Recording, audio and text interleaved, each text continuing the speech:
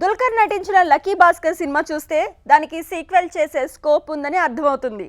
ఇండియాలో పెద్ద స్కామ్ చేశాక చివర్లో మొత్తం అంతా సెటిల్ చేసేసి అమెరికాకు వెళ్ళిపోతాడు భాస్కర్. మరి అమెరికాకు వెళ్ళాక భాస్కర్ ఏం చేశాడు? తిరిగి ఇండియాకు వచ్చాడా?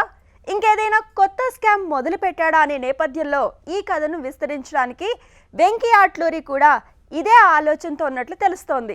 లక్కీ భాస్కర్ కు ఖచ్చితంగా సీక్వెల్ ఉంటుందని, 2 ఏళ్ల తర్వాత ఆ సినిమాను మొదలు పెడతారని ప్రొడ్యూసర్ నాగవంశీ చెప్పారు. ఈలోపు 2 సినిమాలు చేయబోతున్నట్టు తెలిపాడు. అందులో ధనుష్ హీరోగా చేసే పోలీస్ మూవీ ఒకటి కాగా ఇంకోటి పిల్లల సినిమా అట. కాబట్టి వెంకీ చెప్తున్న దాన్ని బట్టి చూస్తే 2030లో లక్కీ భాస్కర్ సీక్వెల్ వచ్చే అవకాశం ఉంది.